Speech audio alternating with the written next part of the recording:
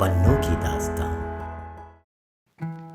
नमस्कार दोस्तों, आज से हम शुरू कर रहे हैं कहानियां सुनाने का सिलसिला। यहाँ आने वाले हफ्तों में हम आपको कई हिंदी लेखकों की कहानियां प्रस्तुत करेंगे। हम उम्मीद करते हैं कि आपको ये कहानियां पसंद आएंगी और चैनल को लाइक और फॉलो करके आप हमें प्रोत्साहित करेंगे। हमें आपके सुझावों का भी इंतजार रहेगा। चलिए शुरू करते हैं ये सिलसिला। आज हम जिस लेखक की कहानी लेकर आए हैं, उन्हें हिंदी साहित्य में उपन्यास सम्राट के नाम से जाना जाता है। जी हाँ, हम बात कर रहे हैं मुंशी प्रेमचंद की। मुंशी प्रेमचंद ने अपनी लेखनी की शुरुआत उर्दू भाषा में की और बाद में हिंदी में लिखना शुरू किया। मुंशी प्रेमचंद की पहली कहानी 1907 में प्रकाशित हुई। प्रेमचंद की कहानियां काल्पनिक होते हुए भी वास्तविकता के बहुत करीब थीं। मुंशी प्रेमचंद ने 300 से अधिक लघु कहानियां, 14 उपन्यास और अनगिनत नाटक, निबंध, खत लिखे हैं। सुप्रसिद्ध उपन्यास गोदान प्रेमचंद की आखिरी पूरी लिखी रचना मानी जाती है। उनकी रचनाएं हम में से हर किसी ने अपने जीवन काल में कभी ना कभी अवश्य पढ़ी होंगी।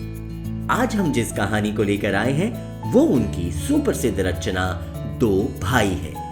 कई दशकों पहले लिखी गई ये कहानी आज के जमाने में भी उतनी ही उपयुक्त यानी रेलेवेंट है जितनी सालों पहले थी। आइए शुरू करते हैं। प्रातः काल सूर्य की सुहावनी सुनहरी धूप में कलावती दोनों बेटों को जांघों पर बैठा दूध और रोटी खिलाती। केदार बड़ा था, माधव छोटा। दोनों मुंह में कौल लिए कई पग उछल कूद कर फिर जांघों पर आ बैठते और अपनी तोतली बोली में इस प्रार्थना की रट लगाते थे जिसमें एक पुराने सहृदय कवि ने किसी जाड़े के सताए हुए बालक की भावना को प्रकट किया है। दाम कलो तुम्हारे बालक को लगता जाना, दाम कलो तुम्हारे बालक को लगता जाना। माँ उन्हें चूम चूम कर बुलाती और बड़े बड़े कौर खिलाती। उसके हृदय में प्रेम की उमंग थी और नेत्रों में गर्व की झलक। दोनों भाई बड़े हुए, साथ साथ गले में बाहें डाले खेलते थे। केदार की बुद्धि चुस्त थी, माधव का शरीर। दोनों में इतना स्नेह था कि साथ साथ पाठशाला जाते, साथ साथ खाते और साथ ही साथ रहते थे। दोनों भाइयों का ब्याह हुआ। केदार की वधू चंपा अमित भाषणी और चंचला थी। माधव की वधू श्यामा सांवली सलोनी रूप राशि की खान थी। बड़ी ही मृदु भाषणी, बड़ी ही सुशीला और शांत स्वभाव की थी। केदार चंपा पर मोहे और माधव श्यामा पर रीझे, परंतु कलावती का मन किसी से ना मिला। वो दोनों से प्रसन्न और दोनों से अप्रसन्न थी। उसकी शिक्षा दीक्षा का बहुत अंश इस व्यर्थ के प्रयत्न में व्यय होता था कि चंपा अपनी कार्यकुशलता का एक भाग श्यामा के शांत स्वभाव से बदल ले।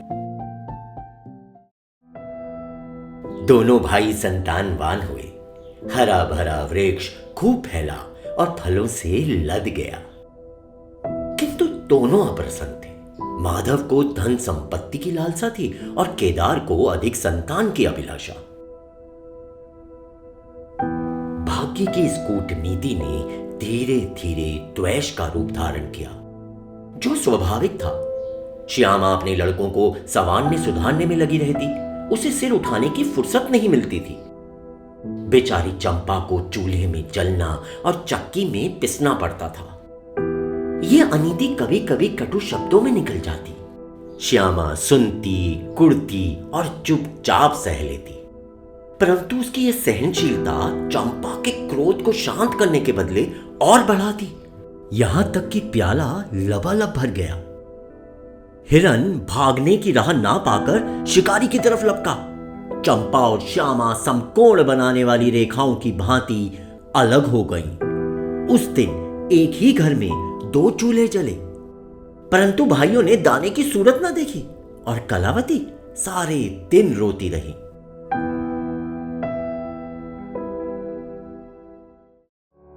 कई वर्ष बीत गए। दोनों भाई जो किसी समय एक ही पालथी पर बैठते थे, एक ही थाली में खाते थे और एक ही छाती से दूध पीते थे, उन्हें अब एक घर में, एक गांव में रहना कठिन हो गया। परंतु कुल की साख में बट्टा ना लगे, इसलिए ईर्ष्या और द्वेष की धधकी हुई आग को राख के नीचे दबाने की व्यर्थ चेष्टा की जाती थी। उन लोगों में अब भ्रातृ स्नेह ना था, केवल भाई के नाम की लाज थी।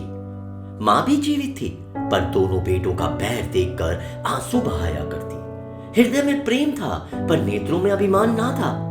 कुसुम वही थी, परंतु वो छटा ना थी। दोनों भाई जब लड़के थे, तब एक को रोता देख दूसरा भी रोने लगता था। तब वे नादान, बेसमझ और भोले थे। आज एक को रोता देखकर दूसरा हंसता और तालियां बजाता। अब वे समझदार और बुद्धिमान हो गए थे। जब उन्हें अपने पराई की पहचान ना थी, उस समय यदि कोई छेड़ने के लिए एक को अपने साथ ले जाने की धमकी देता, तो दूसरा जमीन पर लौट जाता और उस आदमी का कुर्ता पकड़ लेता। अब यदि एक भाई को मृत्यु भी धमकाती, तो दूसरे के नेत्रों में आंसू ना आते। अब उन्हें अपने पराये की पहचान हो गई थी। बेचारे माधव की दशा शोचनीय थी। खर्च अधिक था और आमदनी कम। उस पर कुल मर्यादा का निर्वाह। हृदय चाहे रोए पर होंठ हंसते रहे, हृदय चाहे मलिन हो पर कपड़े मैले ना हो। 4 पुत्र थे, 4 पुत्रियां और आवश्यक वस्तुएं मोतियों के भाव।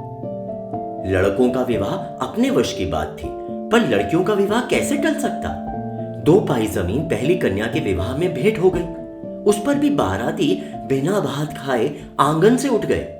शेष दूसरी कन्या के विवाह में निकल गई। साल भर बाद तीसरी कन्या का विवाह हुआ।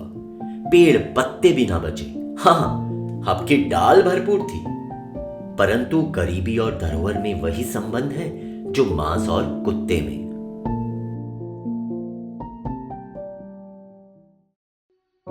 इस कन्या का भी कौना ना हुआ था कि माधव पर 2 साल के बकाया लगान का वारंट आ पहुंचा। कन्या के गहने गिरवी रखे गए, गला छूटा। चंपा इसी समय की ताक में थी। तुरंत नए नातेदारों को सूचना दी, तुम लोग बेसुध बैठे हो, यहां गहनों का सफाया हुआ जाता है। दूसरे दिन एक नाई और 2 ब्राह्मण माधव के दरवाजे पर आकर बैठ गए। बेचारे के गले में फांसी पड़ गई। रुपया कहां से आए? ना जमीन, ना जायदाद, ना बाग, ना बगीचा। रहा विश्वास, वो कभी का उठ चुका था। अब यदि कोई संपत्ति थी तो केवल वही 2 कोठरियां, जिसमें उसने अपनी सारी आयु बिताई थी, और उनका कोई ग्राहक ना था। विलंब से नाक कटी जाती थी। विवश होकर केदार के पास आया और आंखों में आंसू भरे बोला, भैया, इस समय मैं बड़े संकट में हूं, मेरी सहायता करो। केदार ने उत्तर दिया, मधु, आजकल मैं भी तंग हो रहा हूं, तुमसे सच कहता हूं। चंपा अधिकार पूर्ण स्वर से बोली, अरे तो क्या इनके लिए भी तंग हो रहे हैं? अलग भोजन करने से क्या इज्जत अलग हो जाएगी? केदार ने चंपा की ओर ताक कर कहा, नहीं नहीं, मेरा यह मतलब नहीं था। हाथ तंग है तो क्या, कोई ना कोई प्रबंध किया ही जाएगा। चंपा ने माधव से पूछा, 5 पीस से ऊपर ही पर गहने रखे थे ना? माधव ने उत्तर दिया, हाँ, ब्याज सहित कोई 125 रुपए होते हैं। केदार रामायण पढ़ रहे थे, फिर पढ़ने लगे। चंपा ने तत्व की बातचीत शुरू की। रुपया बहुत है, हमारे पास होता तो कोई बात ना थी, परंतु हमें भी तो दूसरों से दिलाना पड़ेगा, और महाजन बिना कुछ लिखाए पढ़ाए रुपया देते नहीं। माधव ने सोचा, यदि मेरे पास कुछ लिखाने पढ़ाने को होता तो क्या और महाजन मर गए थे? तुम्हारे दरवाजे आता क्यों? बोला, लिखने पढ़ने को मेरे पास है ही क्या, जो कुछ जगह जायदाद है वो यही घर है। केदार और चंपा ने एक दूसरे को मर्मभेदी नयनों से देखा और मन ही मन कहा, क्या आज सचमुच जीवन की प्यारी अभिलाषाएं पूरी होंगी? परंतु हृदय की ये उमंग मुंह तक आते आते गंभीर रूप धारण कर गई। चंपा बड़ी गंभीरता से बोली, घर पर तो कोई महाजन कदाचित ही रुपया दे, शहर हो तो कुछ किराया ही आ जाए, पर गांव में तो कोई सेंत में रहने वाला भी नहीं, फिर साझे की चीज ठहरी। केदार डरे कि कहीं चंपा की कठोरता से खेल बिगड़ ना जाए। बोले, एक महाजन से मेरी जान पहचान है, कदाचित कहने सुनने में आ जाए।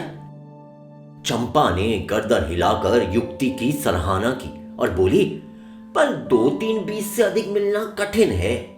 केदार ने जान पर खेल कर कहा, अरे बहुत दबाने पर 4-20 हो जाएंगे, और क्या। अब की चंपा ने तीव्र दृष्टि से केदार को देखा और अनमनी सी होकर बोली, महाजन ऐसे अंधे नहीं होते।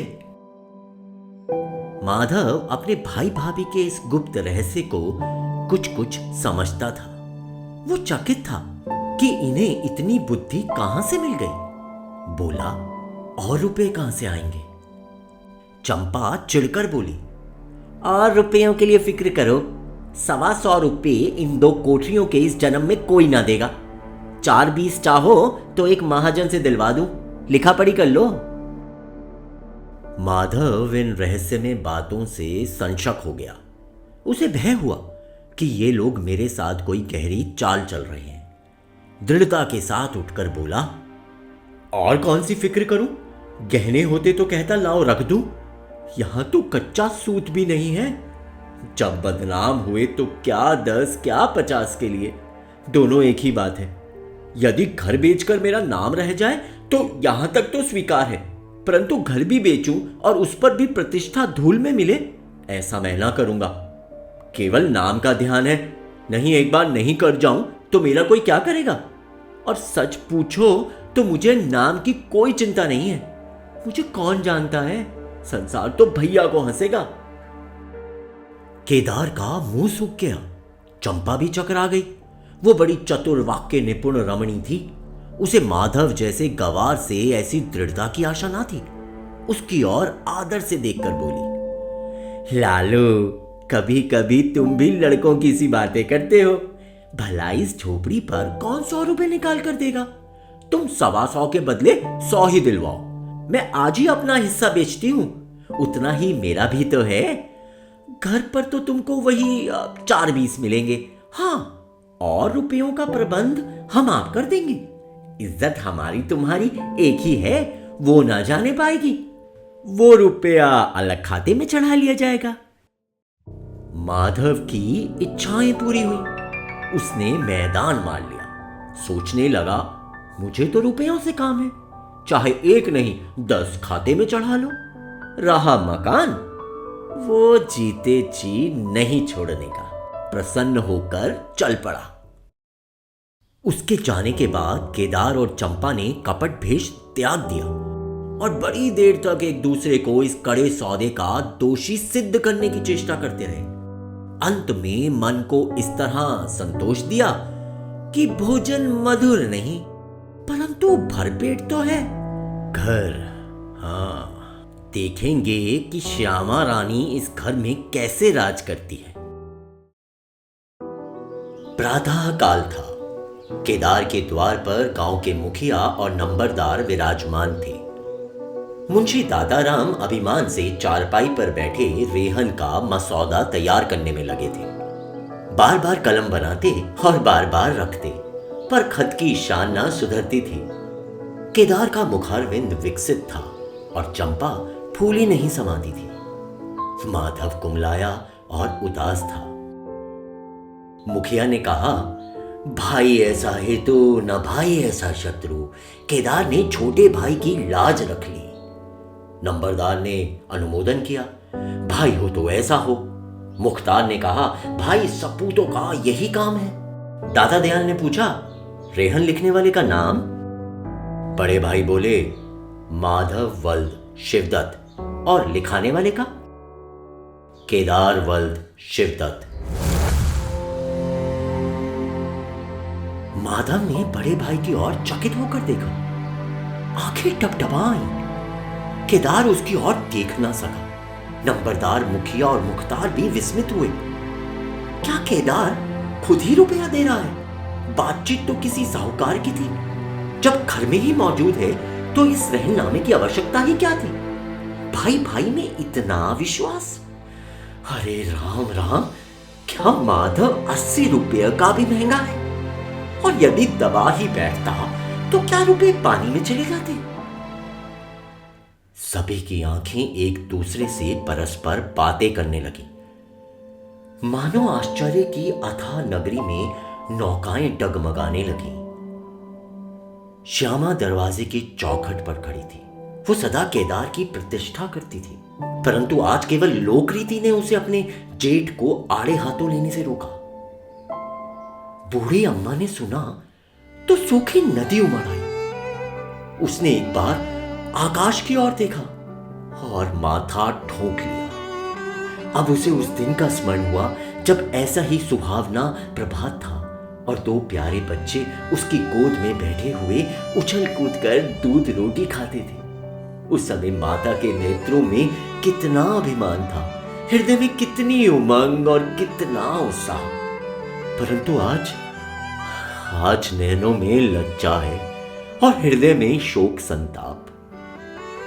उसने पृथ्वी की ओर देखकर कातर स्वर में कहा, हे नारायण, क्या ऐसे पुत्रों को मेरी ही कोख में जन्म लेना था?